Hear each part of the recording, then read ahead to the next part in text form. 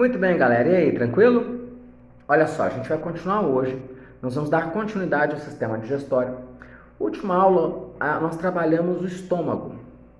Só que trabalhamos só a parte anatômica do estômago. Nós não falamos exatamente as estruturas que compõem o estômago. Então é disso que a gente vai falar hoje, tá? Não é nem estruturas, a substância que é produzida no estômago.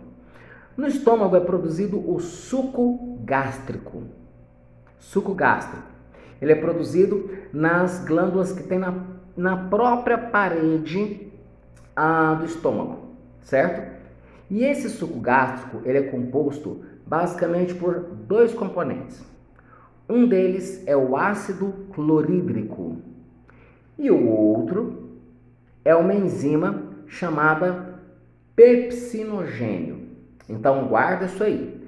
O ácido clorídrico é composto pelo ácido clorídrico e por uma enzima chamada pepsinogênio. E aí vai a nossa primeira pergunta, porque hoje tem atividade. A primeira pergunta que você vai anotar no caderno para responder para mim é: quais são os componentes do suco gástrico e onde são produzidos?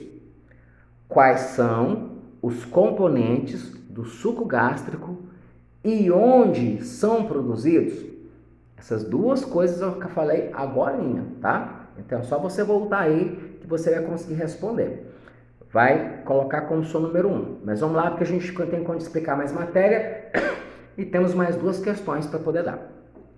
Esse suco gástrico, que é composto aí pelo ácido clorídrico e pelo pepsinogênio, vamos começar falando da função do do ácido clorídrico. O ácido clorídrico tem três funções.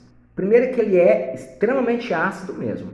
Ele tem um pH baixíssimo, ele tem um pH 2. Só para você ter uma noção legal, essa escala de pH, ela vai de 0 a 14, sendo 7 neutro, acima de 7 alcalino ou base, e abaixo de 7 é ácido, e o pH do estômago é 2 por causa do ácido clorídrico, que tem pH 2. Esse ácido clorídrico, que eu estou falando para vocês, ele tem três funções. Primeira delas, ele ajuda a reduzir a superfície de contato do alimento. Por quê? Porque ele é corrosivo. Então, ele ajuda a corroer o alimento. A mastigação começou a diminuir essa superfície de contato e o ácido clorídrico vai continuar fazendo isso. Ele vai ajudar a corroer o alimento, para ficar mais fácil de digerir. A segunda função do ácido clorídrico é a função antisséptica, ou seja, matar micro-organismos. Justamente por ser corrosivo demais, ele vai ajudar a matar micro-organismos. E a terceira função do ácido clorídrico é ativar o pepsinogênio. Lembra que eu disse que o suco gástrico tem o ácido clorídrico e o pepsinogênio?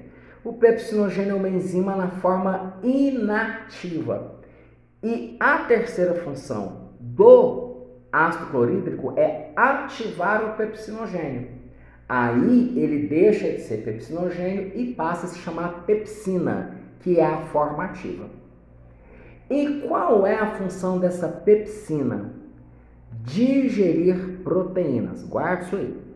A função da enzima que tem no estômago, que é a pepsina, é digerir proteínas. Agora vem a sua segunda pergunta, que você vai anotar no caderno aí para responder, certo? A segunda pergunta é a seguinte: determine quais são as três funções do ácido clorídrico.